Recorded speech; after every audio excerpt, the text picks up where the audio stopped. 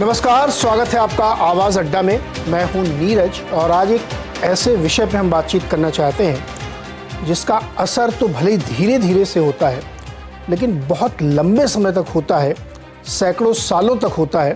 और उसके इस चीज़ को महसूस करने के लिए आपको बहुत बारीकी से उसका अध्ययन करना चाहिए।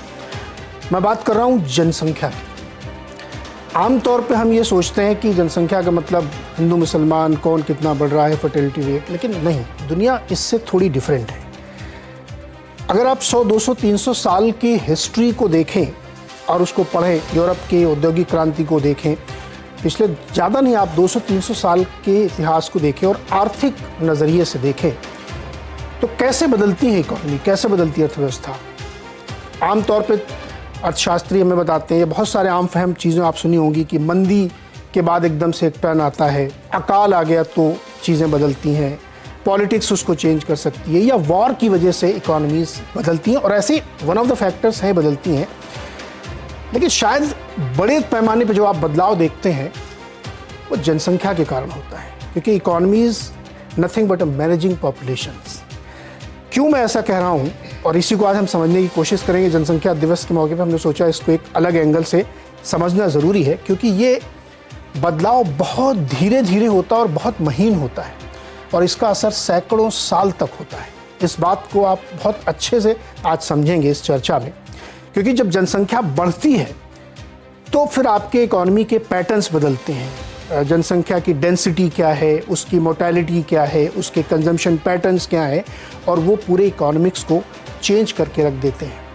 इस चीज़ को समझना बहुत ज़रूरी है। इसीलिए मैंने सोचा कि आज डेमोग्राफिक डिविडेंड की हम बहुत बात करते हैं कि हमारे पास दुनिया की सबसे यंग पॉपुलेशन सबसे बड़ी संख्या में है, इसलिए हम दुनिया की सबसे बड़ी इकोनॉमी बनने का दम भरते हैं। और गोल्डमैन सैक्स की ताज़ा रिपोर्ट भी कहती है कि 2075 तक शायद हम सेकंड लार्जेस्ट इकोनॉमी दुनिया की बन जाए। कुछ लोग तो ये कहते हैं कि हम नंबर 1 भी बन सकते हैं, ऐसा पोटेंशियल हिंदुस्तान के अंदर है। लेकिन अगर आप इसको देखें गहराई से, तो क्या वाकई बड़ी पॉपुलेशन होना ही सिर्फ काफ़ी है, या बड़ी पॉपुलेशन को कैपिटलाइज करना, उसका उपयोग कर ले जाना, वो ठीक है? क्योंकि जब हम अमेरिका का इतिहास पढ़ते हैं तो 1940 से 1960 के बीच में जो बेबी बूमर्स का एक नारा लगा था, उसके थ्रू इकोनॉमिक्स को आप समझिए।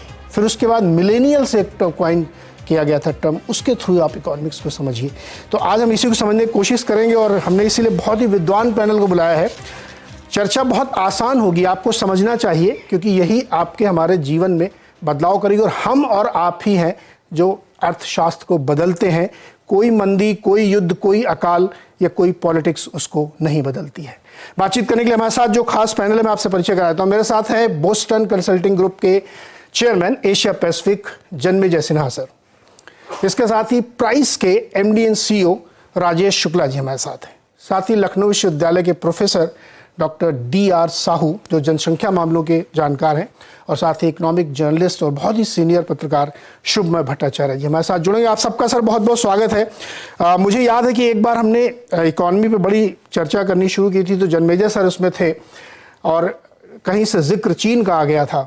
तो ये बात निकल के आई थी कि किसी दिन इस बात पे बातचीत करनी चाहिए कि कैसे हमारी आधी आबादी का जो पार्टिसिपेशन बहुत कम है उसको इंक्रीज किया जाए जिससे बढ़े। तो ये बहुत डिटेलिंग में हम लोग चर्चा करेंगे। लेकिन जन्मेजय सर, पहले तो ये जो जनसंख्या का अर्थशास्त्र है, जिसको आमतौर पर नज़रअंदाज किया जाता है, भारत के संदर्भ में हमें समझाइए कि क्या महत्व है। देखिए, आपने ये विषय जो चुना है बहुत ही महत्वपूर्ण है, क्योंकि इस साल पूरी वर्ल्ड की संख्या 8 बिलियन हो गई है, और जो नेक्स्ट बिलियन आएंगे बाय 2040 तक, वो 9 कंट्रीज से खाली आएंगे। इंडिया, पाकिस्तान और रेस्ट इन अफ्रीका। और सब कंट्रीज का पॉपुलेशन स्टेबलाइज या घटते जाए। और इसमें यह भी जानना होगा कि इंडिया का भी एवरेज एज 27-28 है, अफ्रीका का 17 है, और आप चले जाइए डेवलप्ड वर्ल्ड में तो यूरोप में अबव 40 है, और मोस्ट डेवलप्ड जैसे कि जर्मनी, इटली, वो 46-45 उस किस्म का एवरेज एज है। जापान का 48 49 तक पहुंच रहा है। अच्छा, ये मुद्दा बहुत सीरियस इसलिए है कि रिटायरमेंट एजेस तो यूरोप में अभी भी 62-63 है और लाइफ एक्सपेक्टेंसी 80 से ऊपर बढ़े जा रही है। अभी आप मान नहीं सकते हैं कि दुनिया में 80 से ऊपर 140 मिलियन लोग हैं और ये जो संख्या है बाई 2050 ये 450 मिलियन हो जाए। तो ये सोचिए 450 मिलियन, चाइना, इंडिया और चाइना के बाद बिगेस्ट पॉपुलेशन होगा। माने एक कंट्री होता तो 450 मिलियन अबव 80 का पॉपुलेशन। तो ये जो 17 साल का पेंशन कौन कैसे पे किया जाएगा, कहीं जो लोग काम कर सकते हैं घटे जा रहे हैं। अच्छा, आपने बहुत से इश्यूज रेज किए, बहुत इंपॉर्टेंट, और ये आपको I really have to compliment you. आप कितना इंपॉर्टेंट इशू लेके, हम लोग सब खाली टेक्नोलॉजी और ग्लोबल वार्मिंग पर बात करते हैं, मगर ये जो बहुत ही कोर इशू है इसको समझना बड़े इंपॉर्टेंट है। अभी आप देखिए कि ये जो नेक्स्ट 50 ईयर्स, नेक्स्ट 20 ईयर्स में जो पॉपुलेशन जो है स्टेबलाइज करेगा 10 बिलियन के बाद घटना शुरू होगा, वो करीब 2070 तक होगा। तो ये जो जर्नी है, ये जो पीपल जो ओल्ड होते जा रहे हैं उनको कौन करेगा सपोर्ट, कैसे करेंगे सपोर्ट? अभी देखिए जो यूएस की health care industry, just health care, India के जीडीपी से ज्यादा है। हम लोग की जीडीपी 3.5 ट्रिलियन है, उनका हेल्थ केयर का बिल करीब 5 ट्रिलियन के आसपास। यूएस में जो 54 मिलियन 65 साल के ऊपर की उम्र से ऊपर है और उन पर लगभग 20-22 हजार डॉलर हर साल मेडिकल पर खर्च होता है। तो ये जो स्थिति है ये बड़ी ही गंभीर है। अच्छा, इसमें ये है कि इंडिया की पॉपुलेशन यंग तो है, मगर आपने बड़ी सही सवाल पूछा कि हम लोग को एजुकेशन और हेल्थ में अभी बहुत आगे बढ़ना है, क्योंकि मेल न्यूट्रिशन हाई है, वेस्टेज हाई है, लेवल ऑफ मैथमेटिक कॉम्पिटेंसी लो है। तो ये पॉपुलेशन तो है, मगर कितना प्रोडक्टिव है, क्योंकि जीडीपी होती क्या, कैपिटल, करेक्ट, लेबर और प्रोडक्टिविटी। तो ये जो लेबर की प्रोडक्टिविटी से जीडीपी बढ़ती है, लेबर आता है, वो लेबर तो आ रहा है हम लोग का, उसका प्रोडक्टिविटी और कैपिटल, यही 3 चीज से तो जीडीपी बढ़ती है। तो अभी इंडिया के लिए बहुत से पॉजिटिव फोर्सेस आ रहे हैं। देखिए हम लोग के यंग पॉपुलेशन है, it is a positive force, मगर इसका फुल पोटेंशियल अब खाली इंडिया के लिए नहीं होना है, वर्ल्ड के लिए होना है। क्योंकि विदाउट इंडिया टुडे, ये थोड़ा साउंड करेगा पॉम्पस एंड स्ट्रेंज, मगर without India today the world will struggle to live, because खाली ये पेंशन पेमेंट्स कहां से आएंगे? करेक्ट। एंड सब डेवलप्ड कंट्रीज में अभी जानते हैं कि नहीं, है हम कहीं पैनल से एक सवाल पूछे, द फास्टेस्ट ग्रोइंग पॉपुलेशन किस एज सेगमेंट का है? आप बिलीव नहीं करेंगे, it is above 100। The fastest growing population is above 100। It is a small number but it is growing, it is growing fastest. तो ये जो है अभी 500,000 अबव 100 है और वो 20 साल में 1.5 मिलियन हो जाएगी। राइट, 100, माने ये तो सोचिए, कोई तो 3 करियर सोचना पड़ेगा कि अब ये रिटायर करें ना करें। हम लोग जैसे लोग को, आप तो नहीं, आप तो जवान है, मेरे जैसे लोग को रिटायर करें नहीं करें क्या होगा, पता कितने साल जी ले आदमी, कौन जाने। एक्चुअली सर ये एक बहुत बड़ी, मतलब जब हम लोग ये अध्ययन करते हैं, पढ़ते हैं, तो समझ में ये आता है कि जैसे जैसे एक्सपेक्टेंसी बढ़ती जा रही है, यानी जीने की उम्र बढ़ती जा रही है बेहतर मेडिकल फैसिलिटीज़ की वजह से। पहले तो 40-45 साल की मोर्टेलिटी रेट थी, अगर आप 100 साल 150 साल पहले जाएं।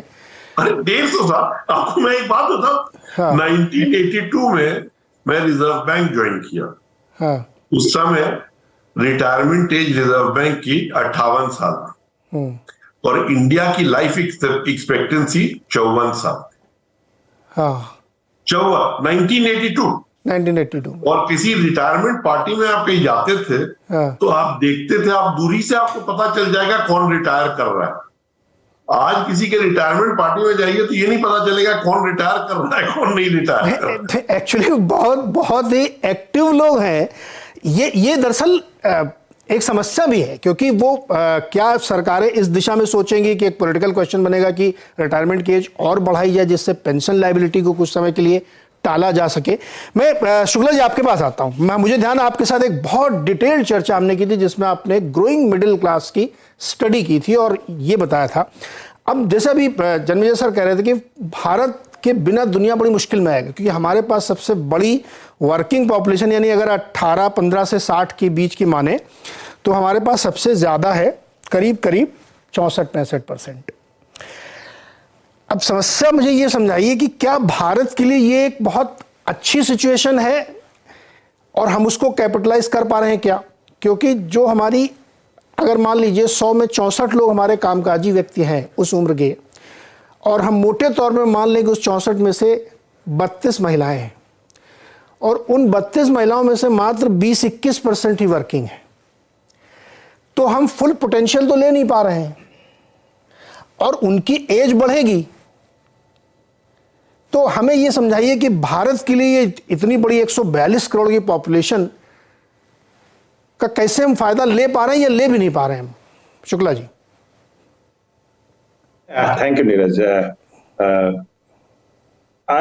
In my opinion, it is certainly not something like to celebrate, but it is certainly actually it is, हम कहेंगे एक बहुत बड़ी जिम्मेदारी है। ये जिम्मेदारी है इसलिए कि आपको इतना, जैसे 144-145 करोड़ लोगों को सब कुछ देना है, और ये तो एक, अगर हम नंबर के हिसाब से देखें ठीक है, लेकिन बहुत ज्यादा इम्पोर्टेंट है जो इसमें सिन्हा जी कह रहे हैं, उसमें दो चीज और ऐड करेंगे कि अगर हम कह रहे ग्रोथ हो रही है, जैसे अभी हम लोगों का रिपोर्ट आई है और उसमें कहा गया है कि आज अगर हम देखें भारत में लगभग 30% मिडिल क्लास माने ऐसी फैमिली जिसका इनकम 5 से 30 लाख, और ये बढ़ करके लगभग 47% होगा बाई 2030।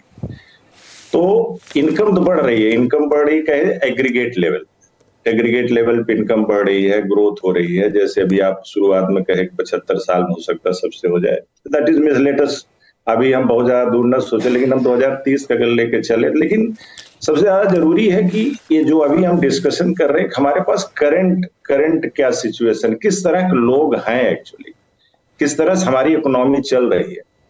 तो हम लोग सर्वे से एक जो बड़ी इंपॉर्टेंट चीज, दो चीज लेके चली, जो आपने कहा कि एम्प्लॉयमेंट का, और ये आपको बताया कि हमने दो चीज अपने सर्वे में पूछा, जो ऑल इंडिया का सर्वे है, कि हाईएस्ट एजुकेशन अगर हम लेके चलें, घर का हाईएस्ट एजुकेशन, उसमें आपका लगभग इंडिया के 22% घर आज के दिनों में ऐसे हैं जिसमें एटलीस्ट 1 ग्रेजुएट, 26% ऐसे लोग हैं जिसमें एक आदमी हायर सेकेंडरी तक पढ़ा है, 20% ऐसे लोग हैं जिसमें एक कोई परिवार का सदस्य लगभग मैट्रिक 10वीं पास है, और 32% ऐसे घर हैं जिसमें प्राइमरी या प्राइमरी से नीचे है। इस चीज को ध्यान दीजिएगा, प्राइमरी से प्राइमरी के नीचे मीन्स 32% अगर आप लेके चलिए, 300, अगर 300 मिलियन हम घर की बात करें, 300 मिलियन का 32% मीन्स लगभग 9 करोड़ 10 करोड़ फैमिली, 1/3 हो गया, 1/3 फैमिली केवल प्राइमरी तक। एक सच्चाई है जो कि it is not something which is coming from the modeling research, it is coming from the primary data research. That is one aspect. Second aspect, अभी देखिए, एक है एजुकेशन, दूसरा एस्पेक्ट अगर ऑक्यूपेशन पैटर्न देखिए कि ये लोग कमाते कैसे हैं, इंडिया में लोग कमाते कैसे हैं। तो आप ये देखेंगे 34% लोग लगभग कमाते हैं self employed, means either agriculture या बिजनेस या स्मॉल पेटी ट्रेडर, ये सब जिसको सेल्फ एम्प्लॉयमेंट हम कहते हैं। केवल 23% लोग सैलरी से कमाते हैं, माने 23% घर, 1/4 आप कह लिए इंडिया घर केवल सैलरी से कमाते हैं। और इधर 33% जब हम कहे कि प्राइमरी से बिलो है, तो उधर ऑक्यूपेशन देखेंगे तो आपके लगभग उतना ही 33% के घरों की major source income casual labour है, कैजुअल एग्रीकल्चर लेबर। तो आप अब देखिए ये स्ट्रक्चर हो गया आपने आज के एग्जिस्टिंग पॉपुलेशन का। अब आपका ग्रोथ कहां से आ रही, ग्रोथ कहां से आ रही, जहां ग्रोथ एब्जॉर्प्शन हो रहा है, इट इज लाइक सैलरीड और the high category of self employed, growth वहां से निकल रही। तो आपके पास सफिशिएंट है जो ग्रोथ पंप कर रहे हैं। लेकिन जैसे सिन्हा जी ने कहा कि इस पॉपुलेशन को समझना बहुत ज्यादा जरूरी है, इसलिए कि एक तरफ आपका ग्रोथ तो पंप होगा, लेकिन आपका क्या उस ग्रोथ में पूरा इंक्लूसिव पार्टिसिपेशन होगा, तो it is a big challenge actually. आपको बताएं, इसलिए उस ग्रोथ में पार्टिसिपेशन करने के लिए न एजुकेशन लेवल है, न स्किल है, न अपॉर्चुनिटी है। और उसका एक सहज रीजन बताया, जैसे आपने फीमेल कहा, तो आपका ये जेंडर को अगर किनारे रखे तो आपका लगभग 40% पॉपुलेशन आपकी बीमारू स्टेट में, जो कि हाईली अनस्किल्ड में आता है, अनस्किल्ड है, और लो लिटरेट वहीं पे है, लेबर कैटेगरी वहीं पे है, स्मॉल एंड मार्जिनल फार्मर वहीं पे है। अब आप जान करके एक रहेगा कि अब ये सब फैक्चुअल डेटा है जो कि आप करेगा, हम पब्लिक डोमेन में ऑलरेडी पढ़ा हुआ है, जिसको लोग देख भी सकते हैं जी। आपका जो ग्रोथ हो रही है, India is growing, but distance between the rich state and poor is also growing actually. And that reason is जो लोग, इवन आपका एजुकेशन लेवल अगर आप देखिए इंडिया में, तो आपके education level across the state category, low income state, high income state and middle income state में एजुकेशन लेवल का डिफरेंस नहीं है, 20-22% हर जगह है। Most important thing is quality of education, quality of education. जो लोग, जैसे अगर हम कहते हैं, जो ब्रदर सिस्टर्स, जो लोग आपके बीमारू स्टेट में रुके हुए हैं, वो इतने क्वालिफाइड नहीं है कि उनको वहां लोकल मिल पाए, तो अपॉर्चुनिटी नहीं। और जो वहां लायक होते हैं वो हाई ग्रोथ पीरियड में चले जाए, जैसे महाराष्ट्र चले गए, दिल्ली चले गए, ऐसे जगह जाकर के वो इंजीनियर डॉक्टर वहां बन रहे हैं। तो वहां कम जगह से हाई इनकम थी। इससे क्या हो रहा है, आपको एक एग्जांपल दे रहे हैं जो कि आपको बड़ा इंटरेस्टिंग लगेगा। अगर हम कहते हैं मैट्रिक ले लीजिए, जो गरीब स्टेट में, बीमारू स्टेट में, अगर एक मैट्रिक की सैलरी या इनकम उस घरों 3.2 लाख एक साल की, लेकिन वही मैट्रिक जब आपके डेवलप्ड स्टेट में आते, हाई इनकम स्टेट में, वही मैट्रिक लेवल पे लगभग 7 लाख रुपए हर साल कमा रहे हैं, जस्ट डबल। अगर हम ग्रेजुएट में जाए तो 5 लाख वर्सेस 15 लाख हो जाए, 3 गुना। मीन्स एक ग्रेजुएट अगर बीमारू स्टेट, तो या राजेश सर, बहुत इंटरेस्टिंग पॉइंट आपने, इसको मैं थोड़ा और खोलूंगा अभी। एक पहले जनरल जी, एक सवाल आपसे और है। एक और विचित्र तरह की समस्या खड़ी हो रही है, जैसे अभी शुक्ला जी एक्सप्लेन कर रहे हैं कि जो अब पॉपुलेशन अपने आप में डेंसिटी भी क्रिएट करती है। जैसे अब टीम लीज का सर्वे देखिए, किसी का भी एम्प्लॉयमेंट सर्वे देखिए, तो आज भी, मतलब आज की तारीख में भी सबसे ज़्यादा एम्प्लॉयमेंट साउथ में क्रिएट हो रहा है, बंगलौर पॉकेट में, चेन्नई पॉकेट में, महाराष्ट्र के मुंबई के इलाकों में, उस इलाकों में जिसको हम काऊ बेल्ट या हिंदी हिंटरलैंड कहते हैं, वहाँ पे अभी दिक्कत। ये एक अलग समस्या कि आपका एक ज्योग्राफी में बहुत ज़्यादा लोड आ रहा है, जिसमें कि आपका इंफ्रास्ट्रक्चर शायद सपोर्ट नहीं कर रहा है। एक समस्या ये आ रही। दूसरा, अगर हमारी पॉपुलेशन, जिसको मैं मानता हूँ कि 64% हमारी वर्किंग पॉपुलेशन है, यानी फर्टाइल पॉपुलेशन है, 18 से 64-60 साल की उम्र वाली, उसमें स्किल डेवलपमेंट हम नहीं कर पाए आज की तारीख में। और उसके साथ सबसे बड़ा जो कैच आ रहा है कि हमारी फर्टिलिटी रेट बिल्कुल उस वर्ज पे खड़ी है कि इससे मैं नीचे गया तो 15-20 साल बाद हमारे पास पेंशनर बहुत सारे होंगे या मेडिकल भत्ता लेने वाले बहुत सारे होंगे। यंग पॉपुलेशन में जो हमको फ़ायदा मिलने चाहिए तो वो नहीं मिले, क्योंकि हम तो पॉपुलेशन को भी रिस्ट्रिक्ट करना चाहते हैं, क्योंकि 150 करोड़ आदमी। अब ये कैसे समझे, ये हमारे लिए क्या है, वरदान है ये मुश्किल बनने वाला है? Something in the इसमें द सिचुएशन क्यों प्रॉब्लमैटिक। हाँ। अभी इंडिया की जीडीपी इस साल $3.5 ट्रिलियन है और IMF वर्ल्ड बैंक के सर्वे के मुताबिक 2030 में ये 7.6 ट्रिलियन हो। अब वो 7.2 हो, 7.6 हो, 8 हो, कौन जाने, मगर 7 साल में एक इंडिया आने वाला है। आप सोच लीजिए कि मैंने 2007 में हम लोग $1 ट्रिलियन पहुंचे, 2030 में 7 ट्रिलियन पहुंच जाएंगे, 8 ट्रिलियन। तो इसमें प्रॉब्लम ये है कि विश्व के लिए और भारत के बिजनेस के लिए 3 इंडिया है और उनको 2 ही में कोई भी दिलचस्पी और इंटरेस्ट। एक इंडिया है यूरोप 50 मिलियन का, जिसका इनकम $42,000 पर एनम। दूसरा इंडिया एक इंडोनेशिया 425 मिलियन का, जिसका इनकम $9,900 है। ये दोनों इंडिया और इंडोनेशिया, यूरोप और इंडोनेशिया विश्व के लिए, भारत के बिजनेस के लिए काफी। अच्छा, इसके नीचे 950 मिलियन सब सहारन अफ्रीकन जो मेरे जैसे बिहार वगैरह से आते हैं और उनका 3,300। तो ये प्रॉब्लम ये है कि there is enough growth in the system कि सब लोग जो बिजनेस में है वो काफी खुश हैं। जो बाहर से जितने कंपनी जो नहीं थे इंडिया में, आजकल इंडिया के बारे में सोचे तो ये निग्लेक्ट हुए जा रहा है। अभी जो 5 बड़े प्रॉब्लम्स इंडिया में है, एक तो शुक्ला जी बोल रहे थे कि एजुकेशन का, स्किलिंग का, दूसरा हेल्थ का अटैच्ड है इसके साथ, मेल न्यूट्रिशन, वेस्टेज वगैरह, प्राइमरी हेल्थ के। तीसरा है वाटर, हम लोग वाटर फिक्स नहीं किए।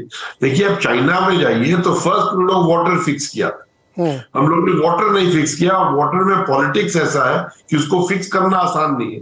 फ्री वाटर है, फ्री पावर है इन एग्रीकल्चर, तो बड़ा क्रॉपिंग पैटर्न गलत है और ये वाटर का प्रॉब्लम बढ़े जा फिर वाटर टेबल गिरे जाए। और फिर चौथा है कैपिटल, जो सेल्फ क्रिएटेड है। हम लोग के रेगुलेटर समझे नहीं है कि हम लोग बैंक लेड इकोनॉमी है, इक्विटी लेड इकोनॉमी नहीं।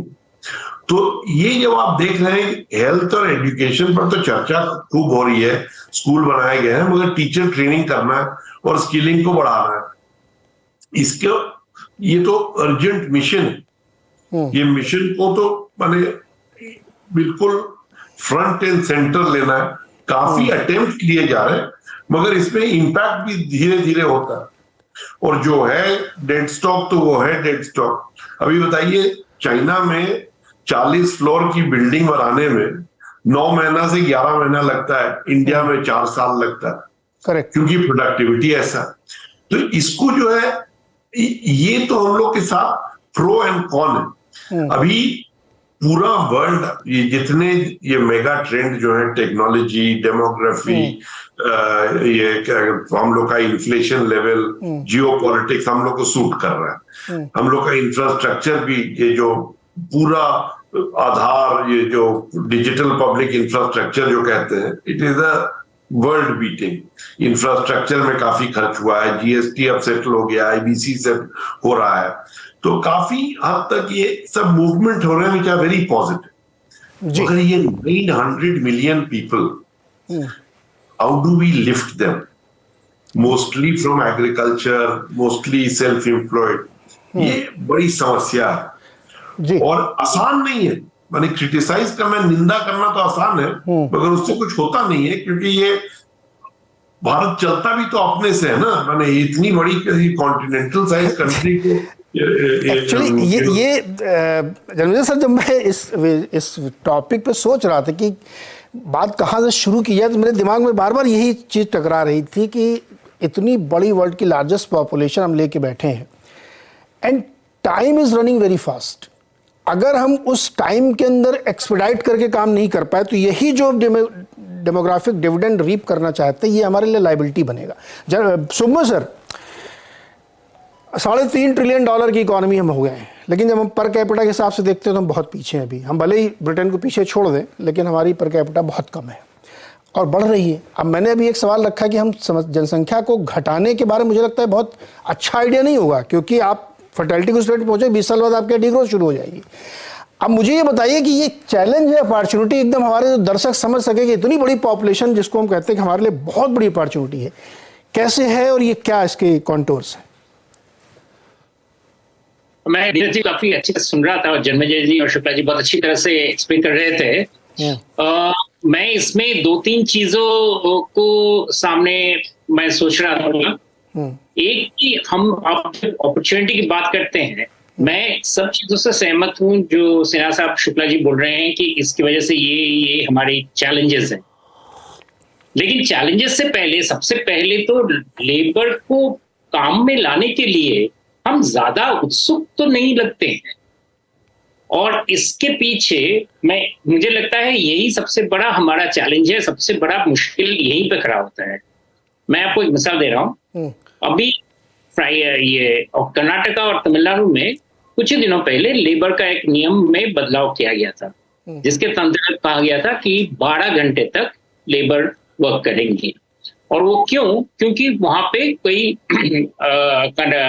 जैसे फॉक्सकॉन जैसे कंपनियां शायद उसके डिमांड थे, और उसको उसमें उस कंपनीज का इन्वेस्टमेंट उन स्टेट में लाने के लिए, उन राज्यों में लाने के लिए ये कदम लागू किया गया था। लेकिन इस पर इतना हल्ला हो गया कि तमिलनाडु ने एकदम पब्लिकली अनाउंस करके, एम.के. स्टालिन ने अनाउंस किया कि भाई नहीं, हम वापस करेंगे, 8 घंटा करेंगे। कर्नाटक में भी अभी वो दोला चल रहा है।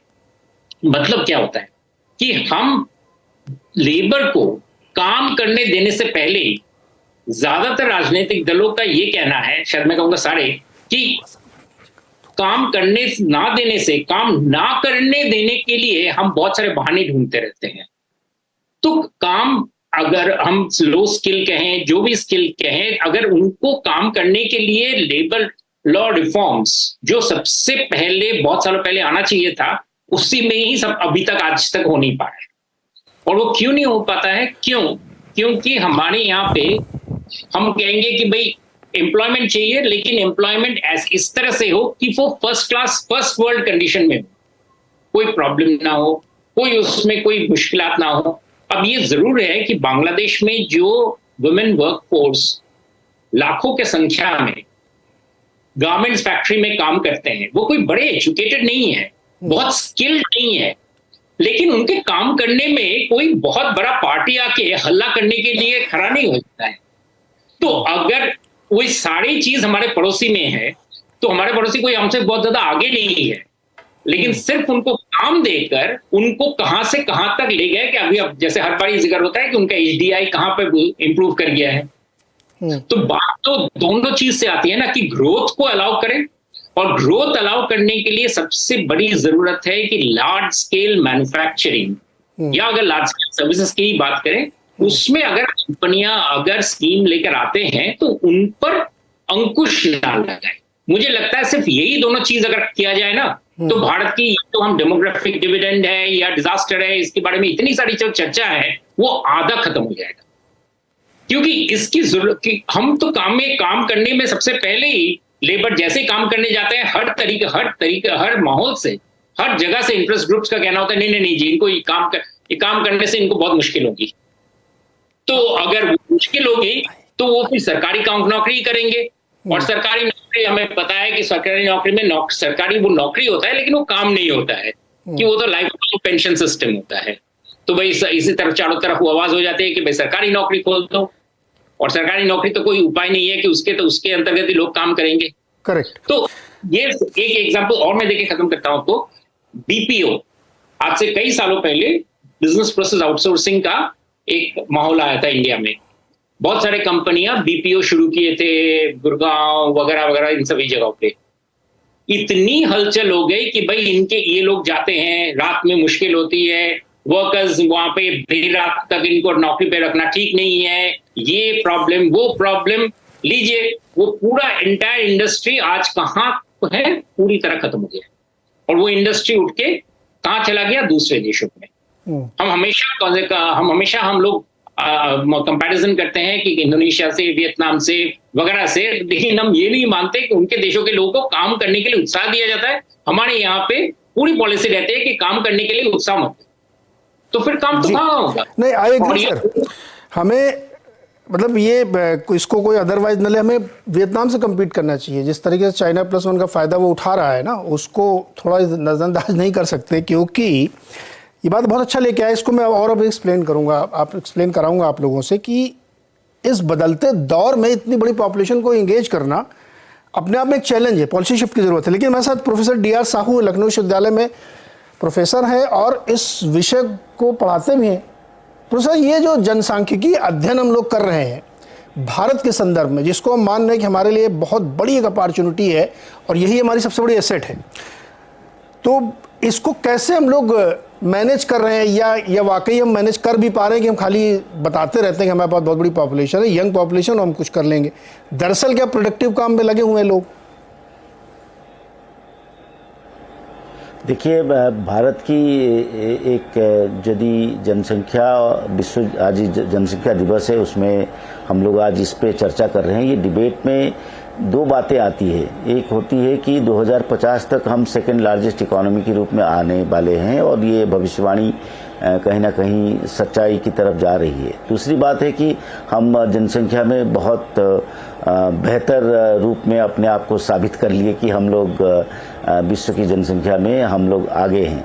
मेरा ये मानना है कि दो बातें हैं। एक तो आप आर्थिक दृष्टिकोण में, यदि आर्थिक दृष्टिकोण को यदि देखा जाए, आर्थिक परिप्रेक्ष्य में यदि देखा जाए, तो भारतीय समाज में विकास की बातों को देखते हुए यदि हम देखें, जो भारतीय जनसांख्यिकी की बात करें, इंडियन डेमोग्राफी की बात करें, तो उसमें तीन चीजें आती है: बर्थ रेट, डेथ रेट और माइग्रेशन।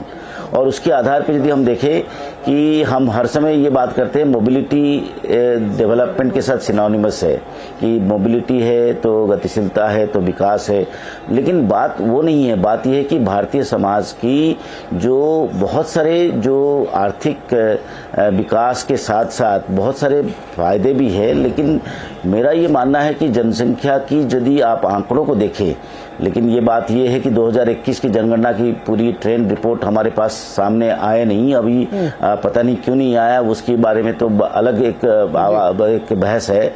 लेकिन जो ट्रेंड है, वो ट्रेंड में ये देखा जा सकता है कि हमारी जो फर्टिलिटी रेट है वो बिल्कुल एक तरह से बेहतर रूप में हम लोग अपने आप को एक मैच्योर्ड एक सोसाइटी के रूप में आने वाले हैं। जैसे कि उत्तर प्रदेश में आपने देखा होगा कि हमारी नेशनल जो एवरेज है उसकी तरफ हम लोग जा रहे हैं। बात वो नहीं है, बात यह है कि अभी जो समस्याएं हैं उसके बारे में बात करें। समस्याओं में, चुनौतियों की यदि बात करें तो उसमें एक चीज आती है कि एंगेजिंग द यंग, और जो भी हमारी प्रोडक्टिव जो पॉपुलेशन है उसको कैसे आगे करें। केवल मैन्युफैक्चरिंग की बात नहीं है। मैं तो एक समाज विज्ञानी हूं, तो इसलिए मैं कहता हूं बहुत सारे संरचनात्मक तनाव है, संरचनात्मक परेशानियां हैं, स्ट्रक्चरल कॉन्स्टेंट जिसको हम कहते हैं। और स्ट्रक्चरल कॉन्स्टेंट में आप जब देखेंगे तो इंडियन डेमोक्रेसी जो है 75 साल की, तो हम मतलब अपना सेलिब्रेशन कर रहे हैं, लेकिन बात वो नहीं है। बात यह कि सिटीजनशिप, जो एक नागरिक बोध की एहसास, उसके आधार पे यदि हम देखें, कहीं ना कहीं हम लोग उस आधार पे अन्य यदि विकसित राष्ट्र और विकासशील राष्ट्र को यदि आगे एक संदर्भ में रखें, तो उसमें हमको लगता है कि अभी भी हमारे समाज में हमारी सामाजिक जो ढांचा है, उस ढांचा में जो एजुकेशन और हेल्थ सेक्टर खास तौर पे हम बताएं, शिक्षा के क्षेत्र में हम लोग बहुत आगे निकल गए। लेकिन शिक्षा के क्षेत्र के आधार पे आप देखेंगे बहुत सारे जो हमारे नौजवान हैं आज की तारीख में, हर कोई ग्रीनर पैस्चर को ढूंढ रहा है। हर कोई जो है, चाहे वो डेवलप्ड नेशंस की तरफ जा रहा है, और बहुत सारे ऐसी बॉर्डरलेस इकोनॉमी की वजह से बहुत सारे हमारे जो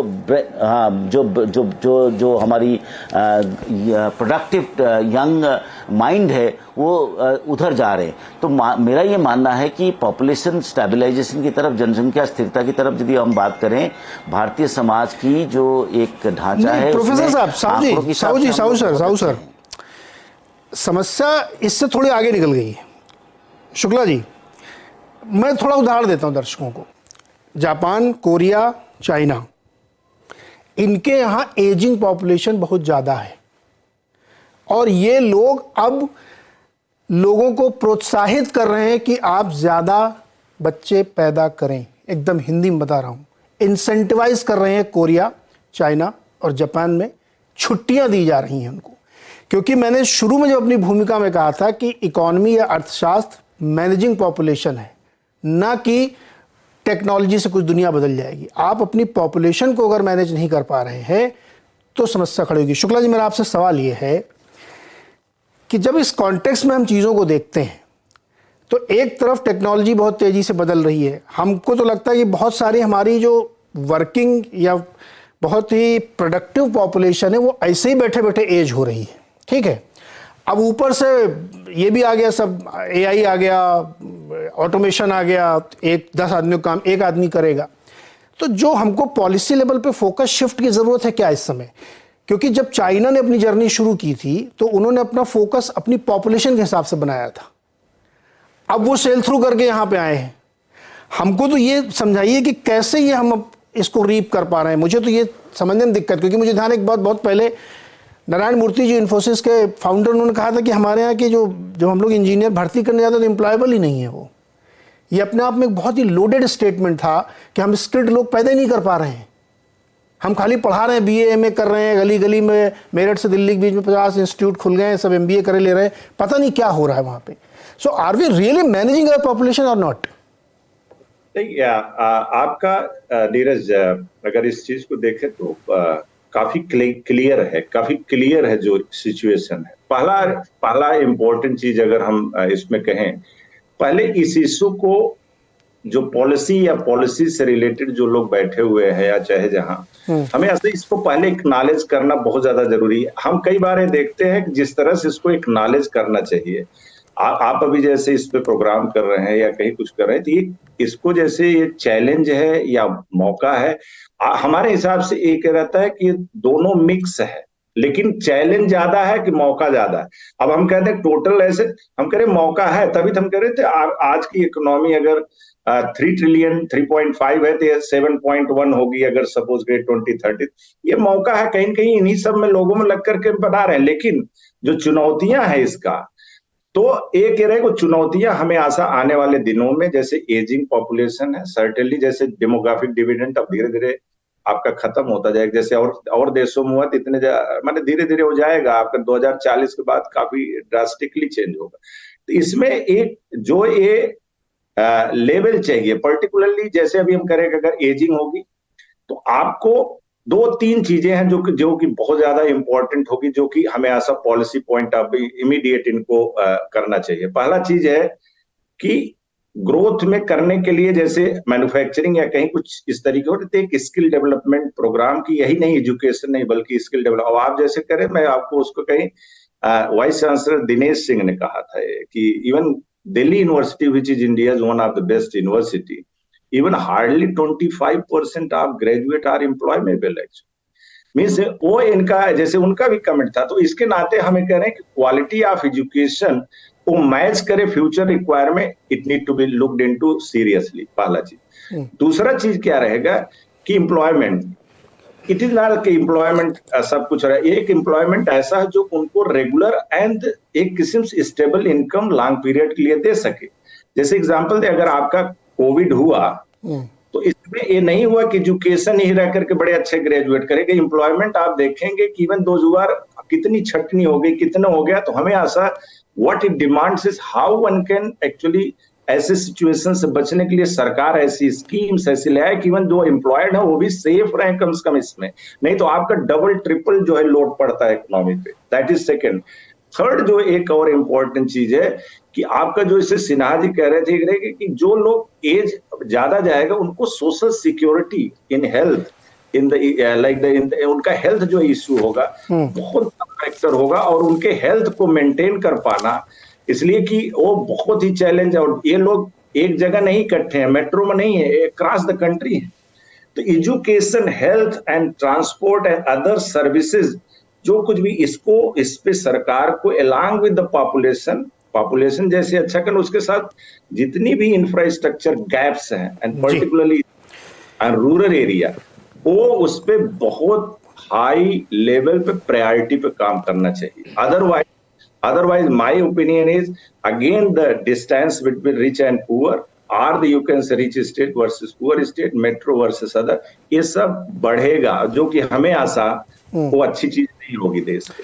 भारत और इंडिया के बीच की खाई बढ़ेगी। दरअसल ये सब जो बात हम लोग कर रहे हैं, इसको मैं अगेन ब्रेक ले रहा हूँ, छोटा सा लौट के आके रिफ्रेश करूंगा आपके लिए कि पॉपुलेशन को अगर आप इकोनॉमिक एंगल से नहीं देख रहे हैं, उसको नहीं ठीक कर पा रहे हैं, तो एक समस्या खड़ी हो रही। जैसे इंडिया में एक के शेप रिकवरी की बड़ी चर्चा होती, के शेप रिकवरी, हम 3.5-4 ट्रिलियन डॉलर बन गए, लेकिन उसमें पार्टिसिपेशन कितना है, पर कैपिटा कितनी है हमारी, कितने लोगों को हेल्थ सर्विसेज हम दे पा रहे हैं।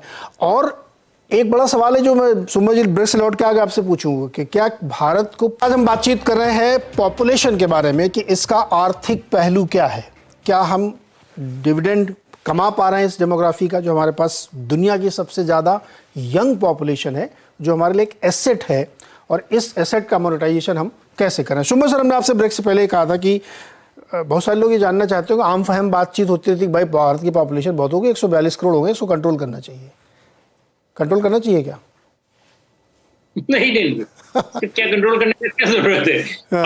आप खुद ही कहा कि पॉपुलेशन ग्रोथ रेट कम हो रहा है, और खासकर उन सारी जगह पे जहां पे लेबर की डिमांड है, इसलिए कंट्रोल का तो सवाल ही नहीं होता है। तो मतलब मैं तो बिल्कुल वही कह रहा था कि आपके सेम पॉपुलेशन जो हमारे नेबरिंग कंट्रीज में है, बांग्लादेश में खासकर, उसको इस्तेमाल करके लोगों ने कई ग्रोथ रेट्स को कहीं अच्छी तरह डेवलप कर दिए, एम्प्लॉयमेंट बढ़ा दिए हैं। तो आई थिंक द प्रॉब्लम वही वाला चीज है कि हम लेबर को इस्तेमाल करना चाहते हैं या नहीं, उस पर सबसे पहले पार्टीज, पॉपुलेशन, पॉलिटिकल पार्टीज को अपना वो स्टॉक टेकिंग करना पड़ेगा। क्योंकि लोग अगर काम करेंगे तो it can not be perfect, या ऐसा नहीं कि सबको बहुत आराम का, बहुत कंफर्टेबल वर्किंग कंडीशन मिलेगा। It can not be a first world condition. तो अगर उस चीज पे अगर हमें दो रहा है, तो फिर नेचुरली वर्किंग एज में लोगों को एम्प्लॉयमेंट देने में हमें प्रॉब्लम होगी। अब जैसे बहुत सारे जगह पे बातें चल रही है कि भाई सर्विस सेक्टर में जैसे स्विगी या जोमेटो के एम्प्लॉयज को यहाँ पे क्यों निकल रहे हैं, वहां पे क्यों निकल रहे हैं। अब इस तरह के अगर डिस्कशन चलेगा और इस पर अगर सरकार, मतलब जो राज्य सरकार है, उस पर कदम लेने के शुरू करेंगे, तो निश्चित ही क्या होगा, कॉस्ट ऑफ एम्प्लॉयमेंट बढ़ जाएगा। तो कॉस्ट ऑफ एम्प्लॉयमेंट जैसे ही बढ़ता जाएगा, वो ऑटोमेशन की तरफ झुकेंगे। और ऑटोमेशन में आप देखेंगे कि शहर में जहां पे लड़के पैसे बेकार घूम रहे हैं, वहां पे ड्रोन सर्विसेज में काम में लाया जा रहा है। तो ये सब चीजें इसलिए सोचने से पहले, मतलब कोई काम पॉलिसी इस तरह की लाने से पहले सोचना चाहिए कि हमें क्या जरूरत है। जैसे दिल्ली में कई साल पहले दिल्ली के मेट्रो ड्राइवर्स ने इतने बवाल मचाया कि इसकी वजह से अभी दिल्ली में धीरे धीरे काफी फास्ट तादाद में दिल्ली के पूरे मेट्रो सर्विसेज ऑटोमेशन की तरफ जा रहे हैं। तो हमारे देश में ऑटोमेशन तो इसलिए आ रहे हैं कि लेबर को एम्प्लॉय करना मुश्किल है, और ये इसी वजह से हमारी टेक्सटाइल इंडस्ट्री डेवलप नहीं हुई, इसी वजह से हमारे स्किल इंडस्ट्री, बहुत सारे लेबर इंटेंसिव इंडस्ट्रीज को हम डेवलप नहीं कर पाए। उसके बाद हम कहते हैं अनएम्प्लॉयमेंट की कगार में खड़े हैं। बिल्कुल करें, लेकिन अनएम्प्लॉयड को नौकरी देने में सबसे बड़ा झमेला ये है कि अनएम्प्लॉयड को अगर एम्प्लॉयड किया जाए तो उस पर मतलब इतने सारे पाबंदियां हैं कि वो अनएम्प्लॉयमेंट की एम्प्लॉयमेंट देने से बड़े बड़े कंपनियां छोड़िए, छोटे कंपनियां भी कतराते हैं। वो कहते हैं नहीं जी, हम तो इसको मशीन से ही चला लेंगे। तो रिजल्ट वही देखने को मिलता है कि हमारे शहरों में इतने सारे लड़के बेकार घूम रहे हैं, लेकिन स्मॉल स्केल इंडस्ट्री में जहाँ पे उनके एम्प्लॉयमेंट ज्यादा मिलना चाहिए था, वो वहां पे नहीं मिल रहा है। तो रिजल्ट से सामने, मुझे लगता है एम्प्लॉयमेंट किस तरह से बढ़ाया जाना चाहिए, इसके बारे में हमें थोड़ा सा क्लैरिटी रहना चाहिए कि जनवेंद्र सर के पास चलते। जनवेंद्र सर, आप तो मतलब ये सब बहुत सारी रिपोर्ट्स और कंसल्टेशन में ये सब चीज़ें लाते होंगे। 2005 तक जो है महिलाओं का वर्किंग पार्टिसिपेशन बहुत ज़्यादा था, 32-33% के आसपास था। अब वो घट के 19-20% बचा है। ये और गंभीर चिंता की बात है। मैं इस बात को पढ़ के सर मैं बहुत विचलित हो गया था, ईमानदारी से बता रहा हूँ कि जब मैंने पढ़ा कि भाई आधी आबादी में से केवल 20% लोग काम कर रहे हैं, तो फिर आप ये कैसे अचीव करेंगे? फिर किस बात का हम ये गुमान पाले हुए हैं कि डेमोग्राफिक डिविडेंड हम रीप कर लेंगे? मुझे स्पेसिफिकली सर बताइए जनवेंद्र सर, कि महिलाओं की भागीदारी कैसे बढ़ाएं? मैं इस एंगल से बिल्कुल सवाल नहीं पूछ रहा हूं कि कोई पॉलिटिकल क्वेश्चन है, उनको रिजर्वेशन दे दो, ये सब कुछ नहीं, क्योंकि वो आधी आबादी वर्किंग है और उसी के दम पे हम आगे बढ़ेंगे। तो कैसे महिलाओं के रोजगार में कैसे भागीदारी बढ़ाई जाए? देखिए, एक बार ये चर्चा हो रही थी इस पर, तो मैंने बोला देखिए 3 C's इंडिया की जरूरत है। एक तो क्रैश, जहां पर आप ये जो कंस्ट्रक्शन वर्कर्स हैं, हम लोग 3 प्रॉब्लम साथ में आते हैं, मेल न्यूट्रिशन, डायरिया, ये बेसिक डिजीजेस। तो कहीं बच्चे को आप एटलीस्ट क्लीन एनवायरनमेंट में छोड़िए, तब जो है उसकी माँ काम कर सकती है और उनका हॉस्पिटलाइजेशन वगैरह की भी जरूरत नहीं होती है।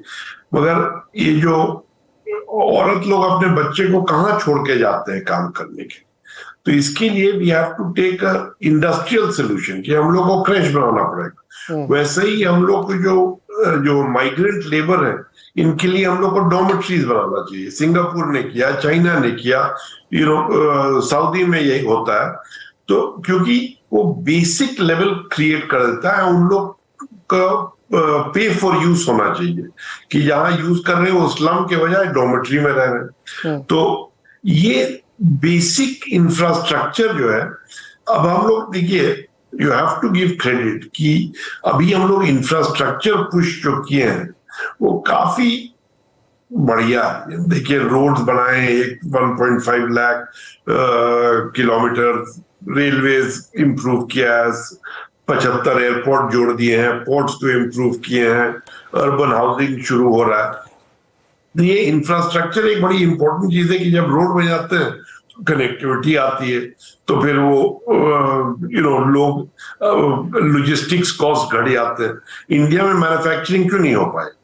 क्योंकि हम लोग का कैपिटल कॉस्ट हाई था, हम लोग का पावर कॉस्ट हाई था, हम लोग का लॉजिस्टिक कॉस्ट हाई था, और बहुत द लोकल एडमिनिस्ट्रेशन बड़ा कठिनाई आप लाते थे अपने आप को अप्रूवल्स एंड परमिशन देने में।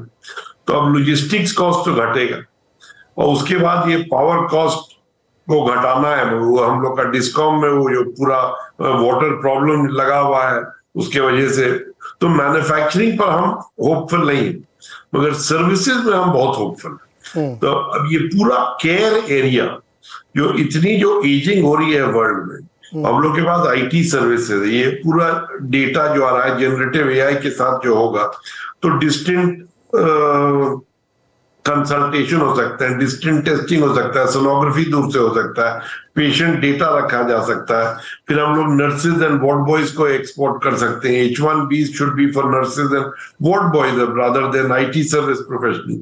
फिर मेडिकल टूरिज्म बढ़ सकता है, फिर एडल्ट टूरिज्म बढ़ सकता है। ये पूरा जो है इतना वर्ल्ड का जो बताइए 500 million people above 80, 1.5 billion people above 65, ये सब 20 साल में आने वाले हैं। इनको रियल केयर चाहिए, और केयर कौन प्रोवाइड करेगा? तो इसके लिए हम लोग को मिशन मोड में ये स्किलिंग और ट्रेनिंग करना है, सो दैट ये एरिया लेकर के, क्योंकि मैन्युफैक्चरिंग में जो हम लोग का जो 18% ऑफ जीडीपी, 19%, 17% उसी में रहेगा। ये 25% जाना कोई आसान बात नहीं, मगर हम लोग का डोमेस्टिक कंजम्पशन भी है, तो एटलीस्ट वो सर्कुलरिटी चलता है। मगर ये जो फॉर्मलाइजेशन हो रहा है, देखिए अभी 66 मिलियन एसएमई है, एमएसएमई इंडिया में, only 1.4 million of that 66 million का रेवेन्यू 1 करोड़ से ऊपर है। बताइए। तो ऑल द रेस्ट जो है, जो भट्टाचार्य जी बोल रहे थे, बिल्कुल सही बात है। सेल्फ एम्प्लॉयड है, they are doing things on their own, मगर एंटरप्रेन्योरशिप है, they all want to do better. सबको नौकरी तो हम लोग नहीं दे पाए, मगर उनको if you make it easy कि उन लोग अपनी आमदनी बढ़ा रहे कोई भी सर्विस करके, तो वो इम्प्रूवमेंट होगा। अभी आप बॉम्बे में जाइए, कोई बड़ी आप पेनिनसुला पार्क में चले जाइए, एक बिल्डिंग में 10,000 लोग काम कर रहे हैं। सोचिए कितना डेंसिटी है वो। Exactly. तो कितने और ऐसे डेंसिटी के साथ आप काम करा सकते हैं लोग। जी राजेश शुक्ला सर,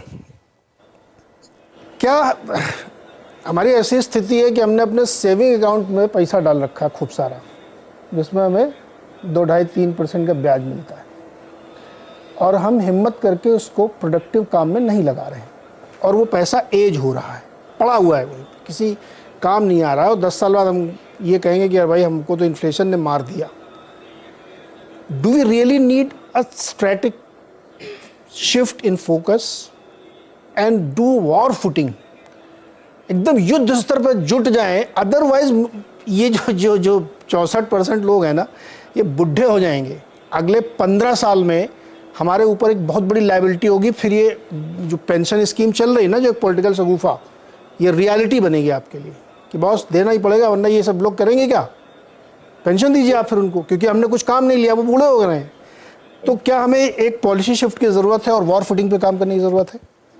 बहुत ज्यादा जरूरत है। And let me actually take the what Sinha ji has mention in the last. Actually देखिए, सब कुछ चेंज हो रहा है। हो सकता है कि अभी आपका अगर हम देखें आज के इंडिया, हो सकता है अगर 5 साल पहले से कंपेयर करो तो बहुत चीजें चेंज हो रही, लेकिन उनका एक वर्ड उन्होंने यूज किया कि we have to go for mission mode. And mission mode का अर्थ यह है वॉर फुटिंग में, it is not only a job of the government actually, it requires actually इसलिए कि ये सब रीजनल जो है आपका, जो इंटरवेंशन आपको दिल्ली में चाहिए वो बिहार के पटना में नहीं काम करेगा, या जो पटना में चाहिए वो आपके जाकर के, हम कहते हैं जो रीजनल लेवल पे आपको वन साइज फिट्स ऑल छोड़ करके हमें ऐसा मल्टीपल एक्चुअली दिस स्ट्रेटजी को काम करना पड़ेगा। और इसमें एक चीज मैं ये भी कहूंगा कि एक कोई चीज एक करने से नहीं हो सकता है, एक साथ कई चीजें शुरू करनी पड़ेगी। जैसे आपका रहेगा, अगर हम एक कहें कि पॉपुलेशन कंट्रोल की बात करें, I believe it should not be actually हो सकता है, लेकिन it is required for some time actually to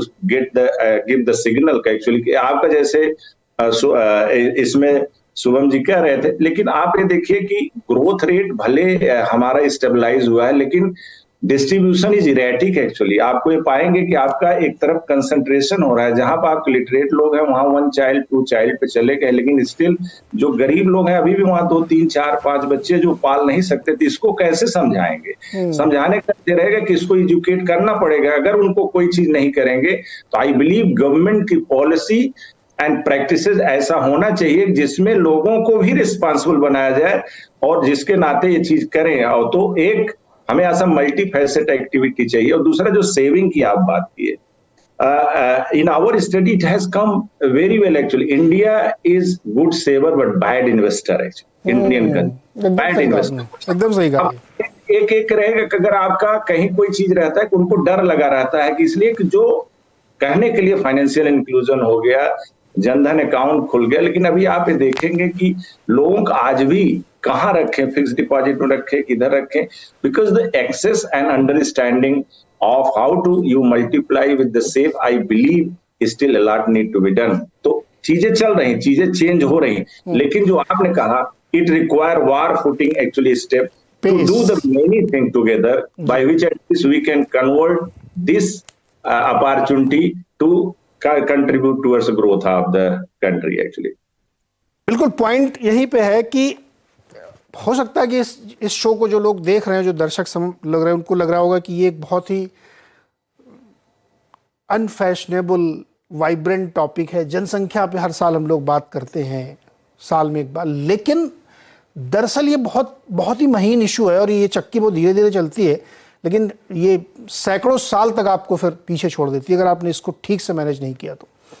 next 10-15 years, ज़्यादा नहीं कह रहा हूँ मैं, 30 साल 40 साल की बात नहीं, 15 साल हैं आपके पास। अगर आपने इसको वॉर फुटिंग पे काम करके नहीं कैपिटलाइज किया, बिजनेस लिंगो में बात कर रहा हूँ, तो यही पॉपुलेशन आपके लिए एक बहुत बड़ी लायबिलिटी बनेगी। उसको आपको फूड देना पड़ेगा, उसको आपको मेडिकल देना पड़ेगा, उसको आपको शेल्टर देना पड़ेगा, उसको आपको ओल्ड एज केयर देने पड़ेंगे, क्योंकि आप उससे काम नहीं ले पा रहे हैं। इसलिए काम हो रहा है, नो डाउट कि हमारी इकोनॉमी ग्रो कर रही है। देखिए 10% की जीडीपी वाला तो फैशन निकल गया, मुझे नहीं लगता कि वो बहुत प्रैक्टिकल बात अगर कोई ये सोच रहा हो तो। अब वो दौर गया, अभी तो 5-6-7% वाला दौर है जिसमें हम फास्टेस्ट हैं। इसलिए और ज़्यादा तेज़ी से वॉर फुटिंग से काम करना पड़ेगा, वरना हमारी ये जो पॉपुलेशन जो हमारे लिए एसेट है अभी, ये शायद बेकार हो जाएगी। इसलिए हिंटरलैंड में जाइए और आपको सच्चाई दिखेगी कि हमने किस तरीके की पॉपुलेशन बना रखी है जिसको हम मानते हैं कि बहुत प्रोडक्टिव है। दरअसल वहाँ पे प्रॉब्लम है, इसलिए बहुत ज़रूरी है कि बहुत तेज़ी से काम इस पर होना चाहिए। बहुत बहुत शुक्रिया सर आप सब लोगों का हमारे साथ इस चर्चा में शामिल होने के लिए, और उम्मीद करते हैं कि इसको पॉलिसी मेकर्स भी देखेंगे, सुनेंगे और जनसंख्या मैनेजमेंट की गंभीरता को ज़रूर समझेंगे। बहुत बहुत शुक्रिया सर।